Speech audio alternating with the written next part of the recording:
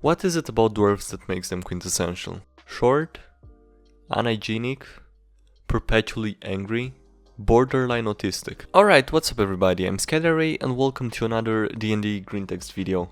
I've seen that you guys have enjoyed the last two videos in this series, so I'm gonna try to make more of them and more often. So please do leave a like and subscribe if you're enjoying this content, it helps me out a lot. And one more thing, in today's video I'm being joined by RijaPega. He also does Reddit readings on his YouTube channel, there's a link in the description linking to that. He does a variety of subreddits, so do check him out if you are interested in that. And without any further ado, I hope you guys will enjoy the video. Playing Curse of Strahd. Made a detective knowledge cleric of Tyr, thinking it would be fun to use him to solve mysteries in this spooky setting. But mostly get used as a heal bitch, while the rest of the party is more attack first and ask questions later. Never have the opportunity to investigate, but oh well. We are playing this at our friendly local game store, with other groups around us playing the same campaign. One of the other groups kicked out a player for being a massive metagamer and deliberately causing TPK a few too many times. For some reason, our GM agrees to let him into our group. He is playing a Dragonborn druid. We stay in this town that has an event coming up in a few days, and the party decides to stick there until it happens. GM reminds us that there is this missing gypsy girl from the caravan outside, and her father wants us to find her. No one really gives a fuck. But finally, I get to do some investigating. We originally found her tracks bringing her right outside the town's gates, where it looked like a scuffle took place. Ask the innkeep if anyone ever regularly leaves the town. Tells me the two men in the tavern do, for hunting, as well as the town drunk who goes fishing on the lake up north often. Figure that's a good place to start. Suddenly, the Dragonborn player, whose character was nowhere near me at the time, tells the GM he is going to the lake. As I am talking to the hunters, the Dragonborn makes it to the lakeside, where he sees a lone boat already out there. Without missing a beat, the player says he's going to find the boat on the shore. Players start getting suspicious. How did he even know there was a boat on the shore? The GM doesn't seem to take notice. Dragonborn decides to cast off, heading straight towards the fisherman. At this point, I have concluded my investigation with the hunters, and decided to head to the lake as well. As soon as the Dragonborn reaches the boat, he tells the GM he's gonna roll perception on the sack on the fisherman's boat. He rolls low and the GM tells him he just sees a sack. He says he's gonna do it again. He rolls low and the GM tells him the same thing. He says he's gonna roll again. At this point, the whole party is starting in disbelief that the GM is allowing this. Finally, the player rolls high and the GM tells him he notices the sack wiggle. In a panic, the fisherman tries to row away. I breathe fire on him. Oh no. GM explains how the fisherman catches on fire and he screams in agonizing pain as he dies. And the wooden boat catches alight too, and he begins to hear the screams of a little girl. The player just laughs as he rows back to the shore just as I show up to watch the boat burning in the distance. Finally, our paladin stops the game and calls the dude out, asking him if he already did this section with the other group. Lol, yeah. The GM realizes what a fucking idiot he was, but instead of kicking the guy out, he just tells him not to metagame again. Fuck that, the dude just ruined my investigation, I'm out for blood. In character, I asked the Dragonborn what he was doing on the lake and why the boat is on fire. The player just looks confused before answering that, and I shit you not. The fisherman was a vampire and I killed him.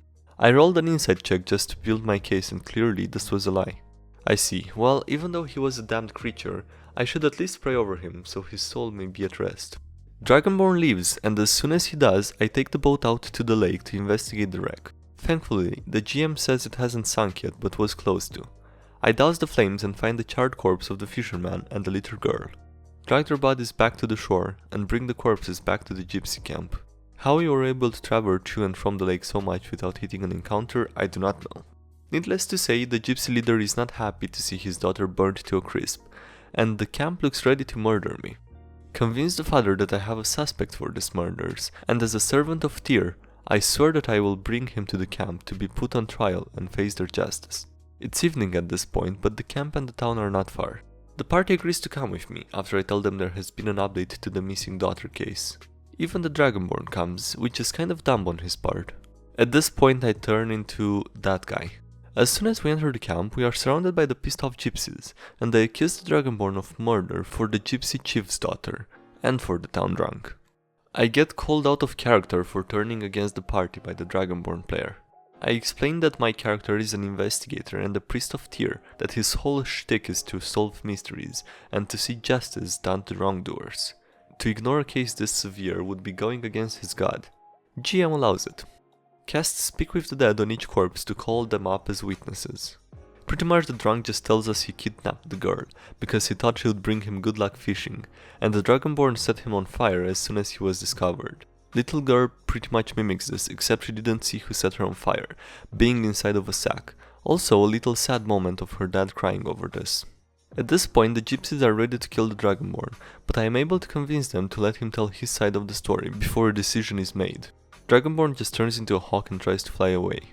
1 health. He just gets shot at and reverts back to his true form and falls down. Gypsies proceed to stab him to death while he is knocked prone. Father gives me a bottle of wine for my help, but tells us that he never wants to see my party again. Dragonborn player leaves, pissed off for team killing. I feel like I did tier proud. What was the biggest load of bullshit your DM tried or did pull on you or your party? B. Me, Green Dragonborn Barbarian. B. Not me, Half Orc Paladin, Wood Elf Rogue, High Elf Monk, and Tiefling Sorcerer. B. Fighting a Green Wyvern. Wyvern uses its breath attack. We all fail save. DM tells us we each take 8 damage every turn for the next 5 rounds due to poison. I take 4 per round due to resistance to poison. Fast forward about 4 sessions. Party and I get captured by a group of mercenaries. Mercenaries forget to cover my mouth. Find a way to get a good majority of them to gather around me. Use my breath attack. They all fail saves. Roll 12 for damage. DM, they take 12 damage. Me, per round? DM, no, they just take 12 damage. Me, but it's poison damage. DM, poison doesn't linger. My face when. If I had to guess, your DM probably just ran it wrong the first time. Most people equate poison with damage over time, but in 5th edition it's just another damage type, not a status effect. He probably realized his mistake later and self-corrected. This. Also, did you try saying, hey, when we fought that wyvern it did linger, out loud? Speaking as a DM, open communication to a certain extent helps prevent drama and makes sessions far more enjoyable for all.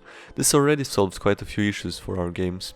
Although he did have us fight another Green Dragonborn, who did have lingering damage with his poison breath. When I asked him why he was lingering damage with his poison breath, he responded with, because it's poison damage.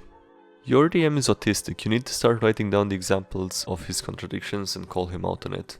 I did. And? He made up some bullshit saying that they had honed their breath attack. When I asked how I could hone my breath attack, he told me it would take about 20 years in game. The other Dragonborn was younger than my character, by the way. After that I told him he could go fuck himself and dipped.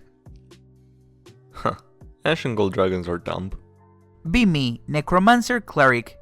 Be not me, party of 5, also evil as fuck. Party in town trying to escape because we killed the baby dragon shell of the ancient gold dragon equivalent of Bahamut. A store-brand Bahamut tells town she will burn literally everything for miles, unless those evil fucks, me again, are proven dead. Learn Temple of Pelor has secret catacombs to escape through. See ultra good and ultra powerful paladin whose family we killed and turned into demon servants guarding door to said escape route. Create bitch ass zombie to distract bitch ass paladin. Works. loldombas.jpg. Cover congregation in spiders. Run inside. Enter catacombs. Here Dragon Jill, we have 30 minutes or she destroys town and comes hunting for us. Pray to Nerul. Magic door opens up to graveyard outside town. Escape and make some fake ass ritual circle and put a fresh zombie in to perform ritual. Put my clothes on him. Hide in the woods and watch.x. Golden half dragon bites head off Necromancer. Totally not Bahamut TMs believes that shit and lives. loldombas.jpg. Continued our lives of stealing, terrorizing and pillaging because Nerul said it was cool. DM was playing out of a module, did literally no preparation, just read straight from the book. He attempted to get creative when my character joined the game a few sessions in. Kept railroading me into pointless side quests that were specifically crafted for me and none of the other players could join. They got to keep going in the main plot while I followed random clues that went nowhere. Only a single combat encounter over 3 6+ hour sessions. That and he was just a piss poor DM in the moment to moment as well. Okay, Anon, you lift up the carpet and discover a mysterious footprint. Okay, what kind of footprint is it? Roll nature. I roll something low. You don't know what kind of footprint it is, it's mysterious. Alright, but like, is it big? How many toes are there? Is there just one or are there more that I can see? You don't recognize it, so I can't tell you what it looks like. When the Kobold Sorcerer hits the Barbarian with enemy abound and suddenly, a piece-easy Kobold bullying session turns into an absolute fuckfest. What is it about dwarves that makes them quintessential? Short? Unhygienic? Perpetually angry? Borderline autistic. Autistic manlets with a complex about hating those better than them. Poor hygiene and the tendency for unhealthy obsession? Ugly? Short? Smelly? No females visible? Enormous dick? Autistic. This cannot be understated. The dwarf autism is comparable to these forums, implying you even know the relative density of mithril at 800 feet below sea level. Alright, thank you guys for watching, I hope you enjoyed this video. Leave a like if you did and subscribe for more, it helps me out a lot. You can find links to my social media down below, also a link to the Discord channel, and a link to my stream where I play games live almost every day. And yeah, that's it, thanks again for watching, and I'll see you next time. Have a great day, bye!